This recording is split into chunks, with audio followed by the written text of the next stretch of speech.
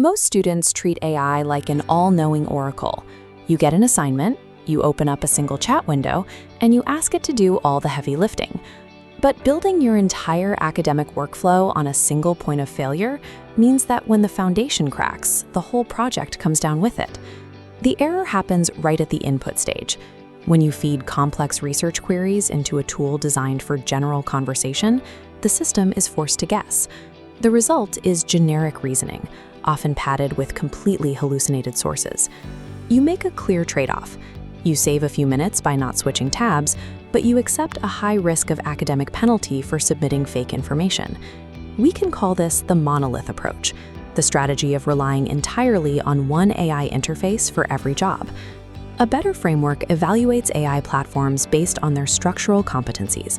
This chart maps that out. If we plot the ChatGPT-only strategy here, it scores high for speed, but plummets to the bottom for verifiable accuracy on complex tasks.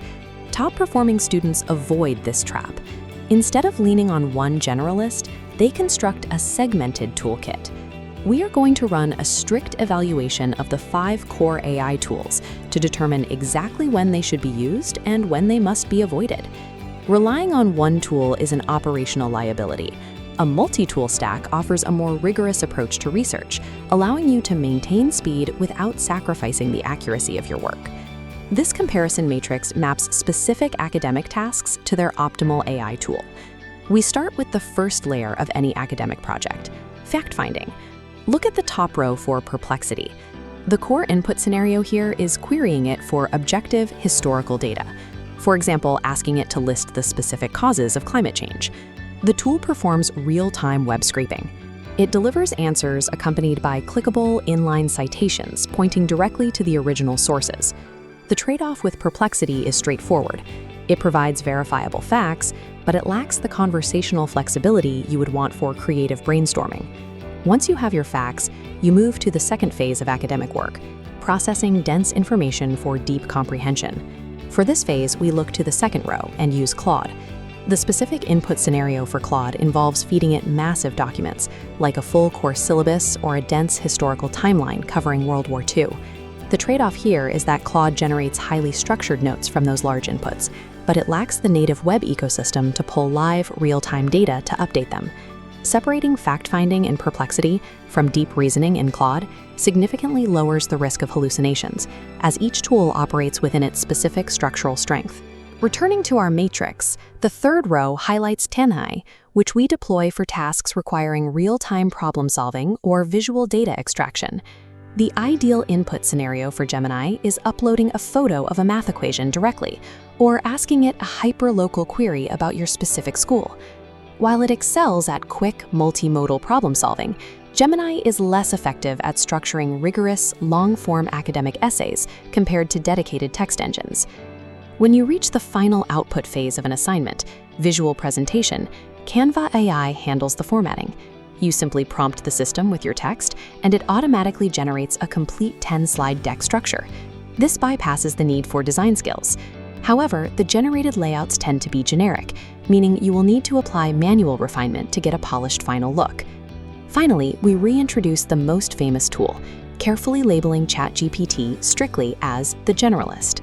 In a mature stack, its narrowed role is conversational tutoring.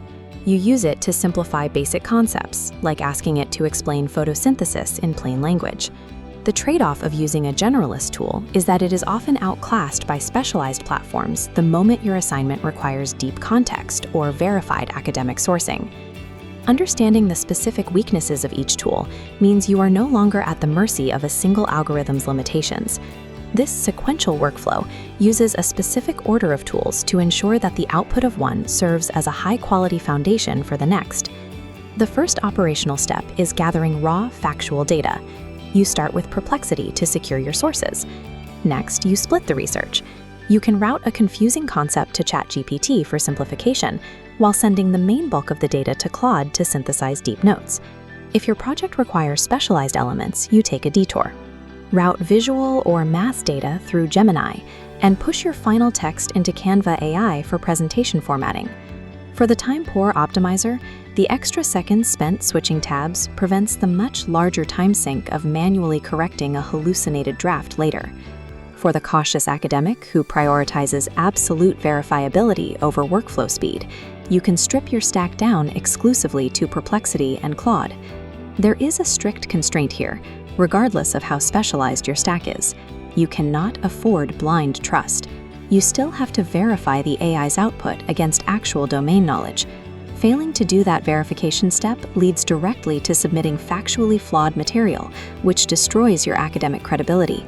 An AI stack is an operational multiplier, not a replacement for human intellect. True academic competence comes from active orchestration, not passive dependence.